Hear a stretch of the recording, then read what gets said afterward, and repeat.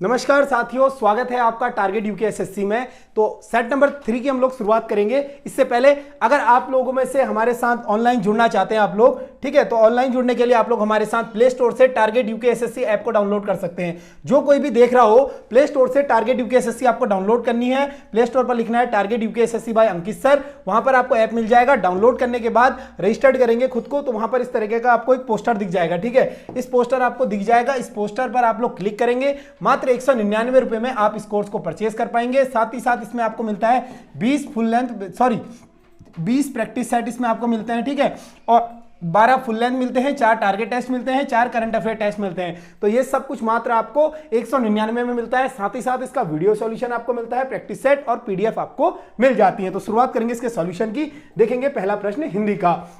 पहला प्रश्न हमारे पास हिंदी का है, ज्ञानोधय में प्रयुक्त संधि है। तो ज्ञानोदय में भाई कौन सी संधि हो जाएगी, यहां पर आपको बताना है। ज्ञानोदय में ज्ञान धन उदय, ठीक है, ज्ञान धन उदय, ठीक है, ज्ञान धन उदय, इसका संधि विच्छेद हो रहा है। क्या हो रहा है, ज्ञान धन उदय, यानी हमें यहां से क्या मिल रहा है, 9 से अ मिल गया, यहां से उ मिल गया, और उ मिलकर क्या बनाते हैं, ए बनाते हैं। ये किसका नियम हो जाएगा, ये नियम पढ़ा है हमने गुण संधि का। ठीक है, गुण संधि का नियम पढ़ा है। क्या ऑप्शन में कहीं पर गुण है, ऑप्शन में तो हमें गुण दिख ही नहीं रहा है, यानी विसर्ग संधि दिख रहा है, व्यंजन संधि दिख रहा है, स्वर संधि। तो हमें पता है जो स्वर संधि है इसी का भेद होता है गुण संधि। ठीक है, गुण संधि किसका भेद है भाई, स्वर संधि का भेद हो जाएगा। और स्वर संधि का हमने नियम पढ़ा हुआ है, स्वर संधि में हमने 5 तरह की संधियां पढ़ी हैं। ठीक है, स्वर संधि के कितने भेद होते हैं, 5 होते हैं। सबसे पहले दीर्घ संधि आ जाएगी, फिर आपकी गुण संधि आ जाती है, वृद्धि संधि आ जाती है, आपकी यण संधि आ जाती है, साथ ही साथ अयादि संधि आ जाती है। तो 5 भेद होते हैं। इसी भेद के अंतर्गत जो आपकी ज्ञानोदय में है आपकी गुण संधि हो जाएगी। साथ ही साथ हमने देखा है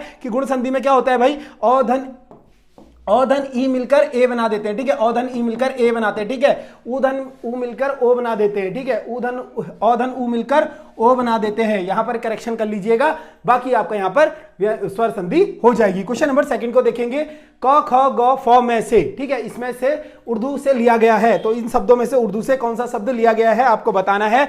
ऑप्शन के हिसाब से अगर हम देखेंगे, क ख ग में से जो उर्दू में से शब्द लिया गया है, ऑप्शन ए आपको दिख रहा होगा ख। ठीक है, तो ख शब्द आपका जो है भाई उर्दू से लिया गया हुआ शब्द है। ऑप्शन ए आपका यहां पर करेक्ट हो जाएगा। ख शब्द कहां से लिया गया है, उर्दू से लिया गया है। स्टैटिक क्वेश्चन है, बन जाता है एग्जाम में। नेक्स्ट क्वेश्चन को देखेंगे, क्वेश्चन नंबर 3, सुमित सो रहा है, वाक्य में क्रिया का भेद है। तो सुमित सो रहा है भाई, क्या कर रहा है, सुमित सो रहा है। तो यहां पर क्या है, सुमित जो है सो रहा है। तो यानी यहां पर आपको बताना है क्रिया कौन सी हो जाएगी। अब बात करेंगे सकर्मक या अकर्मक। तो सकर्मक मैंने आपको हमेशा से बताया है, हम लोग क्या और किसको प्रश्न करेंगे।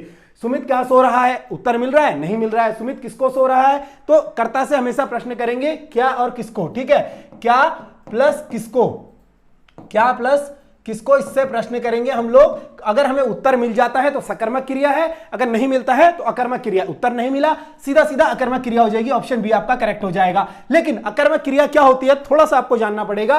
कर्म रहित क्रिया, ठीक है, कर्म रहित क्रिया को क्या बोला जाता है, कर्म रहित क्रिया। ठीक है, कर्म रहित क्रिया क्या होती है भाई, जिसमें कर्म की उपस्थिति नहीं होती है, उसी को हम बोलते हैं अकर्मक क्रिया। ठीक है, अकर्मक क्रिया में क्या होगा, नोट करने वाली चीज है, कर्म नहीं होगा इसमें। ठीक है, कर्म अनुपस्थित होगा, या फिर हमने बोला कर्म रहित क्रिया क्या हो जाएगी, अकर्मक क्रिया हो जाएगी। साथ ही साथ सकर्मक क्या हो जाएगी, फिर कर्म सहित क्रिया, जिसमें कर्म की प्रधानता होगी या कर्म की उपस्थिति होगी, वो आपकी सकर्मक क्रिया हो जाएगी। जैसे कि एग्जांपल आपने देखा कि मयंक का कार्य, ठीक है, मयंक सेब खा रहा है। ठीक है, मयंक सेब खा रहा है भाई, मयंक सेब खा रहा है, सेब खा रहा है, ये कैसी क्रिया है। अगर मैं आपसे पूछूं मयंक सेब खा रहा है, कैसी क्रिया है, मयंक क्या खा रहा है, सेब खा रहा है। किसको खा रहा है, सेब को खा रहा है। तो यहां पर क्या और किसको का उत्तर मिल रहा है आपको, बिल्कुल मिल रहा है। मयंक किसको खा रहा है भाई, सेब को खा रहा है, और क्या खा रहा है, सेब खा रहा है। तो दोनों का उत्तर मिल रहा है, सीधा सीधा ये क्या हो जाएगी, सकर्मक क्रिया हो जाएगी। तो नोट करिएगा कि अकर्मक क्रिया क्या होती है, कर्म रहित क्रिया होती है। और जो सकर्मक क्रिया होती है, इसमें आपको एक चीज याद करना है, सकर्मक क्रिया में क्या होता है कि जो कार्य का है, ठीक है, कार्य का जो प्रभावित कर रहा होता है। ठीक है, मयंक का कार्य क्या है, मयंक का कार्य सेब को खाना है, प्रभावित कर रहा है, मतलब क्रिया कौन सी हो जाएगी, सकर्मक क्रिया हो जाएगी। क्रिया, ठीक है। मयंक क्या हो जाएगा यहाँ पर, कर्ता हो जाएगा।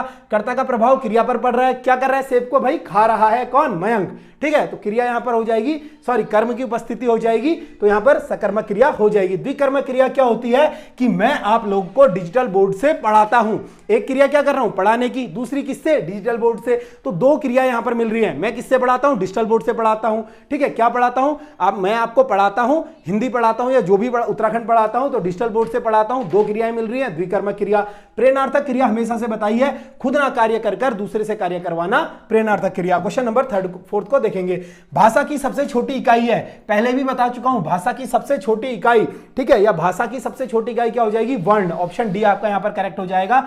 भाषा की जो सबसे छोटी इकाई होती है वर्ण होती है। आगे चलिए क्वेश्चन नंबर 5 की ओर। कोयल का शुद्ध वर्तनी विश्लेषण होगा, तो कोयल, अगर आपको यहां पर शुद्ध वर्तनी विश्लेषण मतलब वर्ण विच्छेद, ठीक है, वर्ण विच्छेद आपके पिछली बार वीडियो के पेपर में आ चुका है, इस बार भी आ सकता है। बहुत सारे बच्चों को यहां पर समस्या होती है, मैंने बताया है जिस चीज में ना आपको हिंदी में समस्या होती है, हिंदी बहुत बड़ी नहीं है, हिंदी तो छोटी सी है मात्र, और 20 नंबर देकर जाती है फ्री में। फ्री क्यों कह रहा हूं, देखिए फ्री इसलिए कह रहा हूं, हो सकता है काफी बच्चों को टफ लगता हो, नहीं आते हो नंबर, लेकिन जो समझदार बच्चा होता है उसे पता है 20 टॉपिक आपके कुल हिंदी में है व्याकरण से। इन 20 टॉपिक को पढ़ने के लिए 20 दिन, ठीक है, 20 दिन पढ़िए, साथ ही साथ इनके एमसीक्यू लगाइए, हो गया खत्म, इससे बाहर कुछ नहीं आएगा।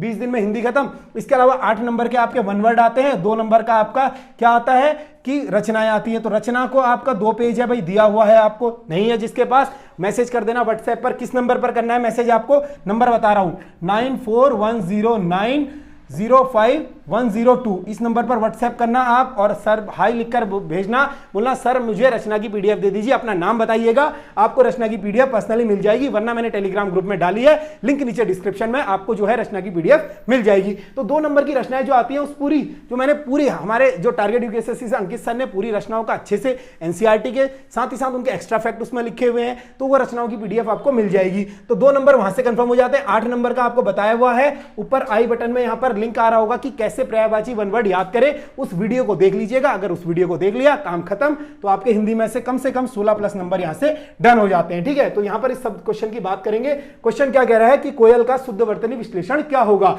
अब यहां पर अगर ऑप्शन के हिसाब से हम देखेंगे, ठीक है, ऑप्शन छोड़िए, ठीक है, तो कोयल, कोयल कुछ इस प्रकार से लिखा हुआ है, ठीक है, कोयल, कोयल। अब यहां पर कौ है, कौ को आपको पकड़ना है, ठीक है, कौ आ जाएगा। कौ को कौन सा स्वर मिला है भाई, कौ को मिला है ओ का स्वर, ठीक है, ओ की मात्रा दिख रही है आपको यहां पर, ओ का स्वर मिला है तो ओ को लिख देंगे। फिर आपका यौ है, ठीक है, यौ यहां पर स्वर रहित है, ठीक है, मतलब स्वर रहित है, मतलब इसको अ स्वर की जरूरत होगी, तभी तो मैंने आपको पहले भी बताया कोई भी व्यंजन होता है उसको स्वर की जरूरत होती है। जैसे मैंने मौ लिखा, तो मौ अगर मैं बोल रहा हूं तो मौ को भी जब तक इसमें अ नहीं मिलेगा, ठीक है, मौ अ, या मैंने सौ बोला, सौ को भी मौ की जरूरत है भाई, सॉरी, 100 को ओ की जरूरत है, बिना ओ के कोई भी स्वर पूरा नहीं होगा, यानी जो बिना व्यंजन, जो व्यंजन होगा बिना स्वर की सहायता से पूर्ण नहीं होगा, इस चीज को गांठ बांध लीजिएगा। अब यहां तक आप पढ़ लिया आपने को, ठीक है, क ओ हो गया, यौ हो गया, यौ में ओ स्वर लगा हुआ है। इसके बाद आपका क्या है, लौ, ठीक है, तो लौ लिखेंगे, लौ भी स्वर रहित आएगा, लौ में कौन सा स्वर लगा है, ओ स्वर लगा हुआ है, तो को ओ यो ल, ठीक है, ये आपका हो जाएगा, यानी ऑप्शन सी यहां पर करेक्ट दिख रहा है मुझे, ऑप्शन सी इसका करेक्ट हो जाएगा। इसके अलावा अगर इससे समझ में आ गया हो तो बेहतर है भाई, नहीं आया है तो एक और एग्जांपल आपको दे देता हूं, थोड़ा सा टिपिकल एग्जांपल। पिछली बार श्रृंगार का पूछा था, ठीक है, श्रृंगार का आप लोग करिएगा, ठीक है, श्रृंगार, आपको श्रृंगार की वर्तनी करनी है, इसका वर्ण विच्छेद कोशिश करिएगा, कॉपी में लिखने की नहीं होगा तो मैसेज कर देना टेलीग्राम में या व्हाट्सएप में, कहीं पर भी आप ग्रुप में जुड़े हुए हैं जहां पर मैसेज कर देना, हम आपको बता देंगे, या फिर इंटरनेट पर सर्च करोगे मिल जाएगा, ठीक है। इसके अलावा अगर मैं कोयल की वर्ण विच्छेद की बात करूं, कोयल का वर्ण विच्छेद आपको बता दिया है। अगर मैं बात करूं अमृत की, ठीक है, अमृत, मैंने बोला अमृत का वर्ण विच्छेद करिए भाई। अब अ है, अ तो पहले से स्वर रहित है भाई, सॉरी स्वर है, ठीक है, अ स्वर है तो अ को किसी स्वर की जरूरत नहीं, अ तो अ का आ जाएगा, ठीक है, अ तो अ ही आ जाएगा, क्योंकि व्यंजन होता तो स्वर की जरूरत होती, स्वर है तो स्वर व्यंजन की जरूरत नहीं है, ठीक है। मौ है, मौ में कौन सा ये लगा हुआ है, री लगा हुआ है, ठीक है, मौ यहां पर स्वर रहित हो जाएगा। मौ में कौन सा व्यंजन लगा हुआ है, री, ठीक है, मौ में री स्वर लगा हुआ है, अमृ, ठीक है, अमृ तो, ठीक है। इसके बाद तो आ जाएगा आपका तो, और तो फिर से कौन सा स्वर लगा हुआ है, अ लगा हुआ है, यानी अमृत का कैसा हो जाएगा, और यहां पर देखा आपने स्वर है, ठीक है, डायरेक्ट स्वर को लिख देंगे। मौ आपका व्यंजन है तो व्यंजन में स्वर की सहायता कौन सा व्यंजन लगा हुआ है भाई, री की मात्रा लगी है, री लगा हुआ है, तो आ जाएगा, तो को कैसे तोड़ेंगे, तो और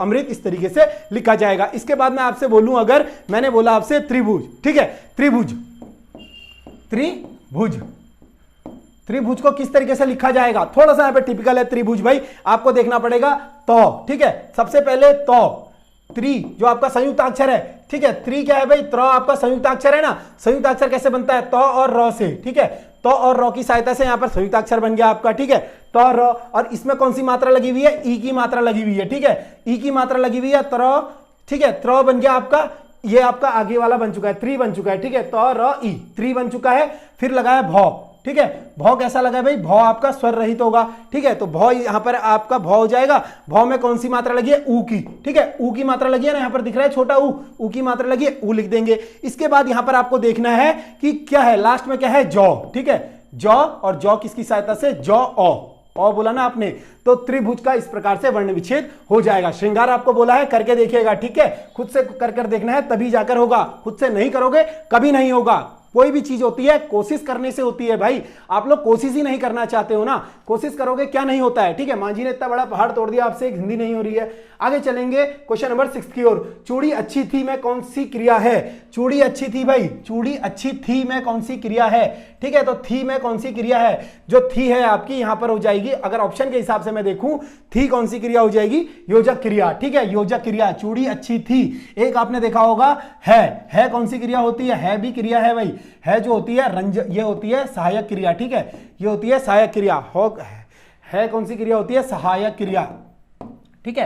क्रिया के अनेकों भेद होते हैं, आपने पढ़ा होगा। जो थी मैं पूछ रहा है यहां पर, चूड़ी अच्छी थी तो योजक क्रिया हो जाएगी। अगर कभी भी वाक्य के अंत में है आ जाता है, जैसे राम सो रहा है, तो है कौन सी है, सहायक क्रिया है भाई, ठीक है, राम सो रहा है सहायक क्रिया हो जाएगी। आगे चलेंगे क्वेश्चन नंबर 7 की ओर। निम्न में से तद्भव शब्द, ठीक है, तो तद्भव शब्द बताना है। तद्भव शब्द क्या होता है आपको पता है, कोई भी हिंदी का शब्द हो, ठीक है, संस्कृत में कुछ हिंदी के शब्द प्रचलित होते हैं भाई, उन शब्दों को ही हम लोगों ने क्या बोला, तद्भव शब्द बोला। अब तद्भव मैंने हमेशा से आपको बताया, देखिए मैं फिर से कह रहा हूं 99% टाइम ऐसा होता है, मैं कभी भी ये नहीं कहूंगा 100% टाइम ऐसा होता है। आपने देखा है ना, डिटॉल बेचने वाली कंपनियां, ठीक है, या फिर कोई भी अगर एडवर्टीजमेंट करती हैं, वो क्या बोलती है हमेशा कि 99% शुद्धता दे या फिर 99% कीटाणु मारे, यानी 99% बोल देती हैं। अगर आप कभी भी क्लेम करोगे इन पर, कंज्यूमर कोर्ट में केस करोगे कि आपके उससे तो भाई हमारे एक भी कीटाणु नहीं मरे, ठीक है, तो वो क्या बोलेंगे कि हमने तो 99 बोला था भाई, हो सकता है आपके घर में 1% ना मरे हो, तो उनके पास क्लेम के लिए 1% होगा। इसी तरीके से मेरे पास भी यहां पर क्लेम करने के लिए 1% चांस है।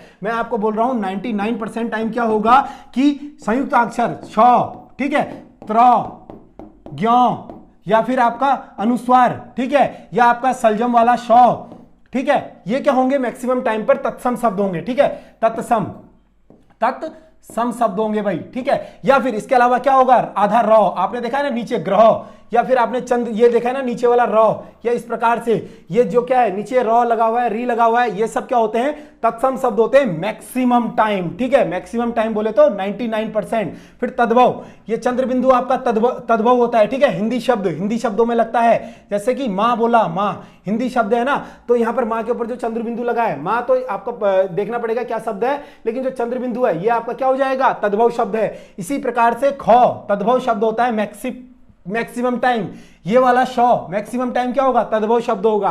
तो कुछ शब्दों को आपको पहचानना होता है कि तद्भव है, तत्सम है, ठीक है। तो यहां पर बात कर रहे हैं तद्भव शब्दों की। यहां पर अगर ऑप्शन के हिसाब से मैं देखूं तो आपका जो हो जाएगा ऑप्शन सी करेक्ट है, ठीक है, ऑप्शन बी करेक्ट है, सॉरी, अटल क्या है आपका, तद्भव शब्द है भाई, अटल हो जाएगा आपका, तद्भव शब्द हो जाएगा। कभी भी ट्रिक काम ना आए तो आपको याद करा हुआ काम आएगा। बात करें अटल के तत्सम शब्द की, तो अटल का जो तत्सम शब्द हो जाएगा भाई, अटल का तत्सम शब्द होता है अतिथि, ठीक है, सॉरी, अटल का तत्सम शब्द क्या हो जाएगा आपका, पाहुन, ठीक है, पाहुन हो जाएगा इसका तत्सम शब्द, ठीक है, ऑप्शन पाहुन, ठीक है, पाहुन हो जाएगा इसका। इस चीज को आपको नोट कर चलना है। सॉरी, अटल का हो जाएगा आपका स्थिर यार, ठीक है, अचल या स्थिर, अचल या स्थिर होता है इसका, अचल, ठीक है, अचल या स्थिर,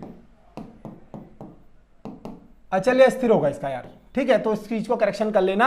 अटल का क्या हो जाएगा, अचल या स्थिर होता है, ठीक है, अचल या स्थिर होता है अटल का।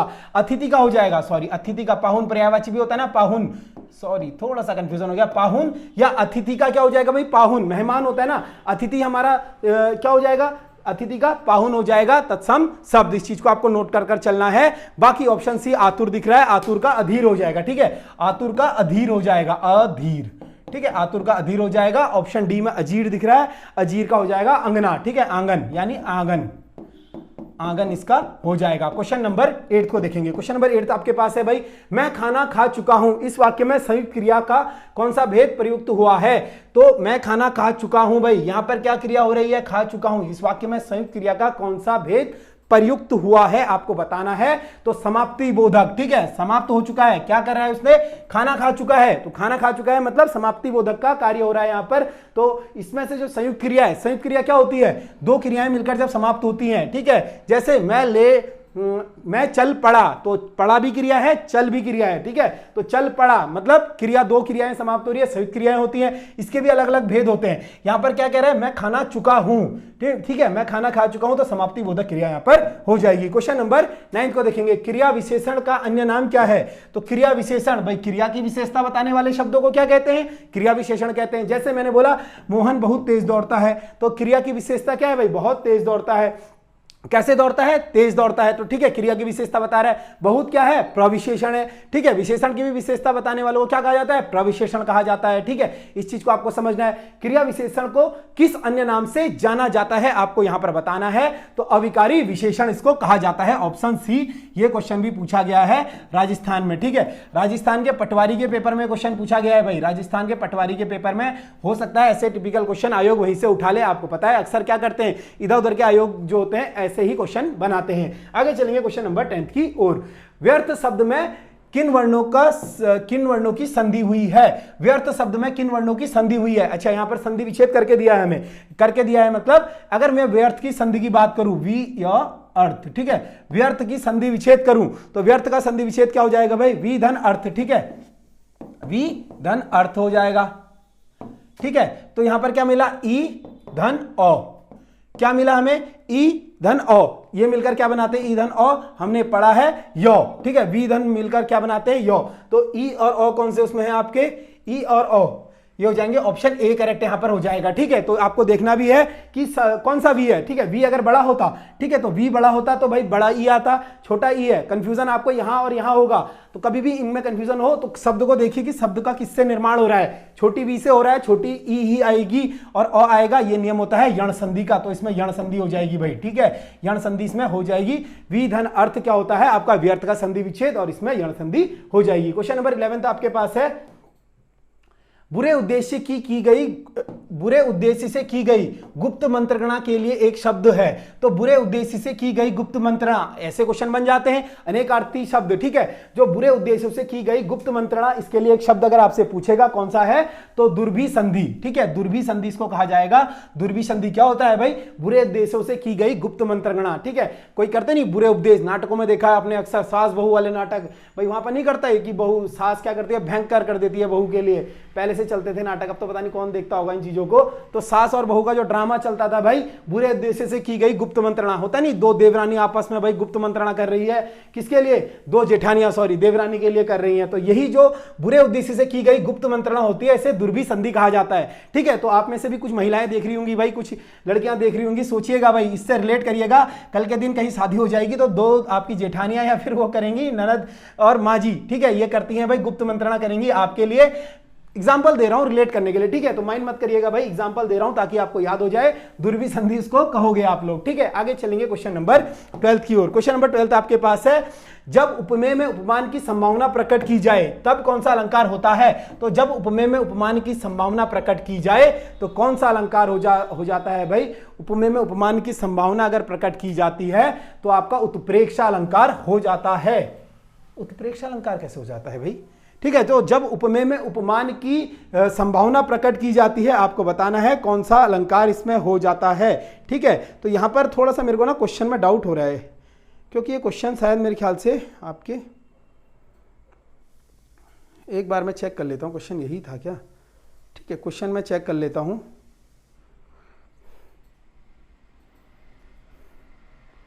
कौन सा क्वेश्चन है? क्वेश्चन नंबर 12 है ना?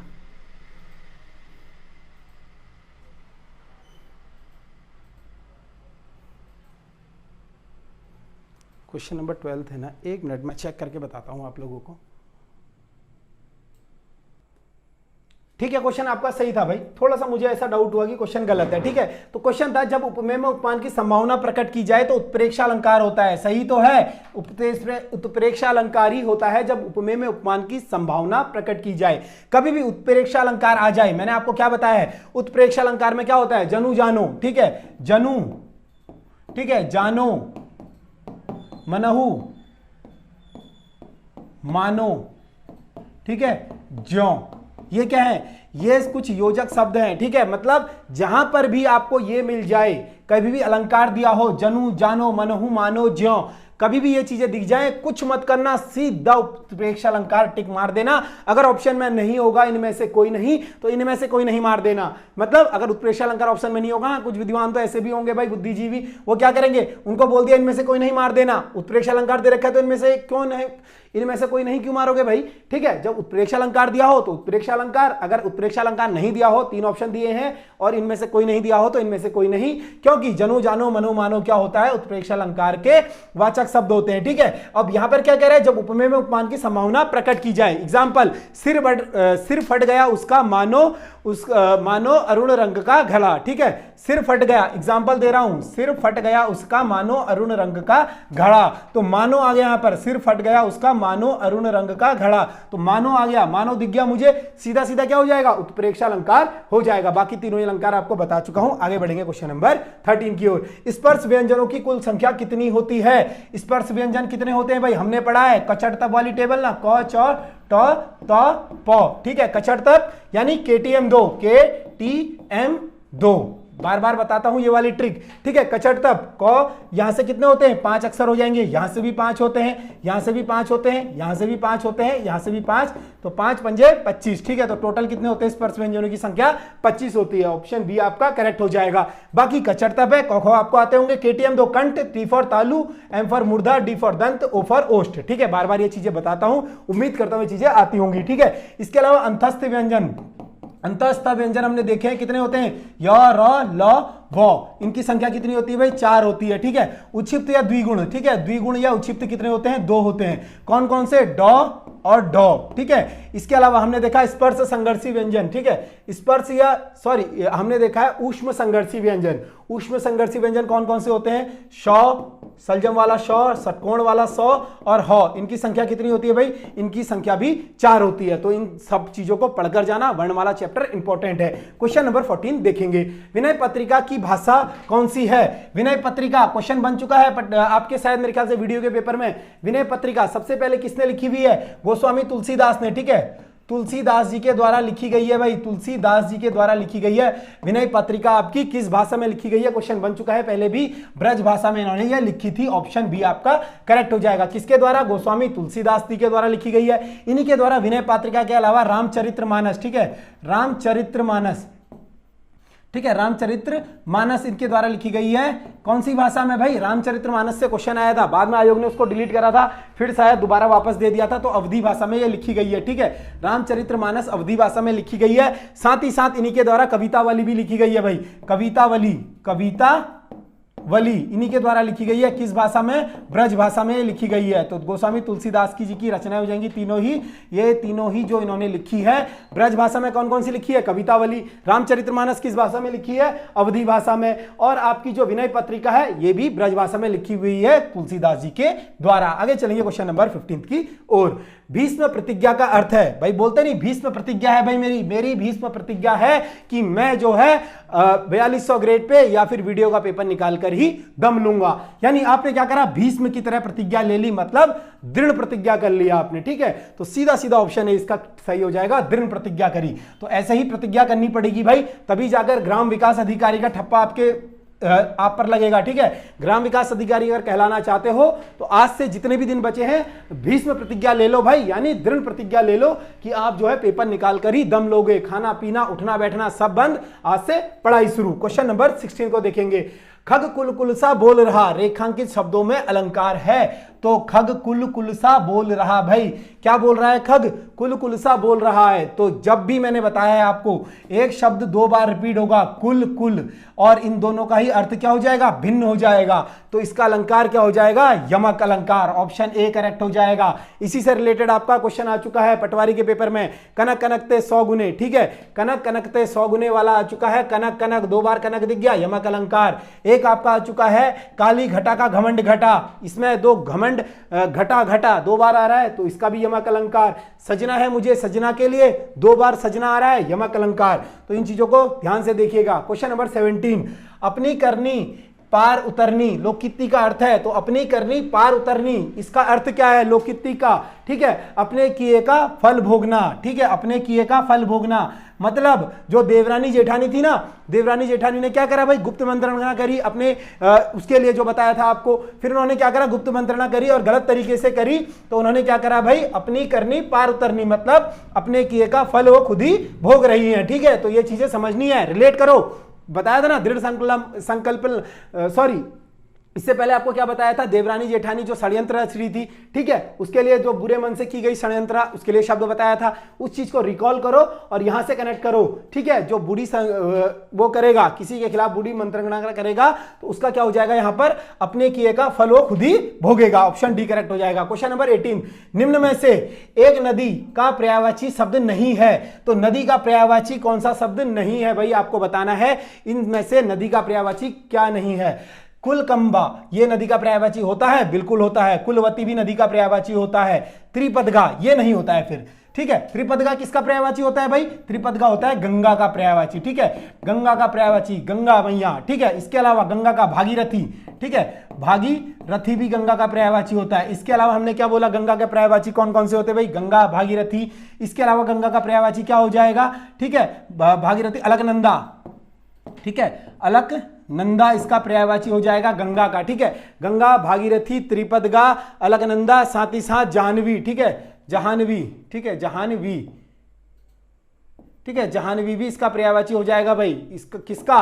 गंगा का पर्यायवाची। साथ ही साथ देव नदी। ठीक है, देव का, देव नदी, देव नदी, देवपगा। ठीक है, देव पगा इसी का पर्यायवाची हो जाएगा। देव का देव नदी, और साथ ही साथ और इसका क्या हो जाएगा? सुर नदी। ठीक है, सुर नदी भी इसी का पर्यायवाची है भाई, सुर नदी। तो ये गंगा के पर्यायवाची है, पूछा जाता है एग्जाम में, अक्सर एग्जाम में पूछे जाते हैं। देखिए पर्यायवाची अगर आपको याद नहीं हो रहे ना, तो नॉर्मल पर्यायवाची जंगल हो गया, सिंह हो गया, वानर हो गया, कुछ जो इंपॉर्टेंट पर्यायवाची है प्रीवियस ईयर, चाहे यूपी हो, उत्तराखंड हो, उत्तराखंड से बाहर भी कहीं पर हिंदी सिलेबस आता है, उन चीजों को पढ़कर जाइएगा, वही पूछता है आपसे। बाकी नदी का निम्नगा भी होता है, ये चीज आपको बताई गई थी पहले। ठीक है, क्वेश्चन नंबर 19, वोदगा किस भाषा का शब्द है भाई? 4 बोतल वोदका काम मेरा रोज का। ठीक है, तो ये कौन कहते हैं भाई? ये कहते हैं रसिया वाले। ठीक है, वोदगा किस भाषा का शब्द हो जाएगा?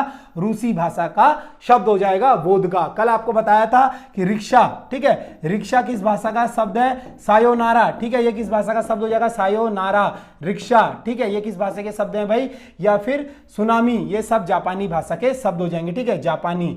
ठीक है, जापानी भाषा के शब्द भी पूछे जाते हैं, सिलेबस में नहीं दिए हैं, गिने चुने हैं 2-4, इन चीजों को पढ़कर जाइएगा। ठीक है, रिक्शा, सायोनारा और सुनामी किस भाषा के शब्द हैं? जापानी भाषा के शब्द हैं। बाकी 4 बोतल वोदका काम मेरा रोज का। ठीक है, तो ये किस भाषा का शब्द है भाई? रूसी भाषा का शब्द हो जाएगा। तो शब्दों को पकड़िए यार, ठीक है ना। तो हिंदी मैं कहता रहा हूं, उत्तराखंड आपकी गानों से हो जाती है, हिंदी बची कुछ ये भी हम लोग गाने से कर दे रहे हैं। तो पढ़ाई को ना जितना आसान बनाओगे, जितना इंटरेस्टेड बनाओगे, मैंने देखा अक्सर ना बहुत से लोग क्या बोलते हैं, आपको आज एक चीज बता रहा हूं, इस चीज को आजमा कर देखना। ठीक है, अपने फ्रेंड सर्कल में ना आप लोग कल से जाओगे, जहां पर भी लाइब्रेरी जाते हो या फिर घर में पढ़ते हो या फिर किसी दोस्त से बात करते हो, तो कभी भी ना खुद को डिमोटिवेट मत करना। कभी किसी को यह मत बोलना कि आपको क्या है, दिन याद नहीं होते हैं भाई, आपको डेट याद नहीं होती है। किसी को यह बोलोगे ना तो आप अपनी कमजोरी उसको बता रहे हो। ठीक है, अपनी कमजोरी उसको बता रहे हो। उसको ये बोलना यार डेट मेरे को याद हो जाती है यार भाई, भले आपको एक भी डेट याद नहीं हो रही है, आपको सिर्फ इतना बोलना है भाई मुझे तो डेट इजीली याद हो जाती है। इससे अंदर से पॉजिटिव इंटेंट आएगा, जब भी आप डेटों को पढ़ने जाओगे खुद से आपको डेट याद होने लगेंगी। ठीक है, तो कभी कभी क्या होता है, हम बहुत नेगेटिव रहते हैं इन चीजों को लेकर, वही चीजें क्या होती हैं कि हमारे लिए दुष्परिणाम बन जाती हैं। ठीक है, डेट अगर आ जाए तो हम लोग भूल जाते हैं। इसी तरीके से ना रिलेट करो, कभी भी आपने जब एग्जाम की तैयारी कर रहे हो, गवर्नमेंट एग्जाम की, तो आपने ये सोचा था आपसे हो जाएगा, नहीं हो जाएगा ना। आपने 0 से शुरुआत करी भाई। इससे पहले अगर आप अपने आप को देखोगे, मान लीजिए आपको 2 साल हो गए, 2 साल पहले अगर आप खुद को देखोगे कोई कॉलेज में घूम रहा था भाई, कोई तो डीएवी से पढ़े हुए लौंडे वहां जाते ही नहीं है भाई, ठीक है। उन्होंने कॉलेज की शकल का, उन्हें मास्टर की शकल तक पता नहीं होती है, ये मास्टर हमें पढ़ाता था, सिर्फ प्रैक्टिकल देने और पेपर देने जाते हैं। तो 2 साल पहले उनकी हालत ऐसी रहती है। आज देखो ग्रुप सी में चक्कू बने हुए होते हैं, टॉपर बने हुए होते हैं। तो यही कहानी होती है, जब भी कोई चीज आप पॉजिटिव इंटेंस से करते हो, चाहे वो डेट याद करना हो, चाहे किसी चीज को पढ़ना हो, सब कुछ हो जाती है। आगे चलेंगे क्वेश्चन नंबर 20 की ओर। जूही की कली किसकी कविता है? तो जूही की कली बहुत बार आ चुकी है। जूही की कली किसकी कविता हो जाएगी भाई? ये हो जाएगी निराला जी की। ऑप्शन डी आपका यहां पर करेक्ट हो जाएगा। निराला जी की कौन सी कविता हो जाएगी? जूही की कली। बात करें निराला जी की तो 1800, मैंने क्या बताया था, इसका जन्म कब होता है निराला जी का? 1898 में इनका जन्म होता है। इसके अलावा ठीक है, इनकी कौन कौन सी कविताएं हो जाएंगी? ठीक है, काव्य कौन कौन सी हो जाएंगी? तुलसीदास, ठीक है, ठीक है, तुलसीदास काव्य भी इन्हीं का है। ठीक है, अणिमा, ठीक है, अणिमा भी इन्हीं का है भाई, अणिमा इन्हीं का हो जाएगा। इसके अलावा कुकुरमुत्ता, ठीक है, कुकुरमुत्ता किसका है भाई? कुकुरमुत्ता, ठीक है, एग्जाम में पूछा गया कुकुरमुत्ता किसका काव्य है? निराला जी का है। साथ ही साथ इनका कौन सा हो जाएगा भाई? नए पत्ते, ठीक है, नए पत्ते किसका हो जाएगा? नए पत्ते, ये भी निराला जी का हो जाएगा। इसके अलावा निराला जी की अगर मैं बात करूं, अनामिका, ठीक है, अनामिका, ठीक है, अनामिका, और अनामिका द्वितीय भी इन्हीं का है। ठीक है, अनामिका द्वितीय भी इन्हीं का है। तो ये सब निराला जी के आपको पहले पढ़ा दिए, रिवीजन करके चलिएगा। 3 पत्रिकाएं इनकी आती हैं, ठीक है, सुधा, समन्वय, ठीक है, सुधा, समन्वय और मतवाला, ठीक है, मतवाला, इनकी 3 कविताएं आती हैं, सॉरी 3 पत्रिकाएं आती हैं। ठीक है, पत्रिका किसकी हो जाएंगी? निराला जी की। तो बार बार बताया है, डेली क्लास में रिवीजन कराता हूं, उम्मीद करता हूं इनमें कोई दिक्कत नहीं आनी चाहिए। बाकी हिंदी का सॉल्यूशन हो गया है, बाकी आपको उत्तराखंड का सॉल्यूशन भी जल्दी मिल जाएगा। और बताया है आपको, जो लोग भी ऑनलाइन हमारे साथ जुड़ना चाहते हैं, दिए गए नंबरों पर संपर्क कर सकते हैं। किसी भी नंबर पर आप संपर्क करेंगे, आपसे कॉन्टैक्ट हो जाएगा। बाकी पर्सनली अगर इंटरेक्ट होना चाहते हैं 94109, ठीक है, 1090510 नंबर पर आप व्हाट्सएप कर अपना नाम लिखकर भेज सकते हैं। हाई का मैसेज डाल दीजिएगा, आपको मेरे साथ कांटेक्ट करने का मौका मिल जाएगा। वहीं पर मैं आपको पूरी कोर्स की जानकारी दे दूंगा। क्लास को देखने के लिए धन्यवाद। जल्द मिलेंगे आपसे अगली क्लास में।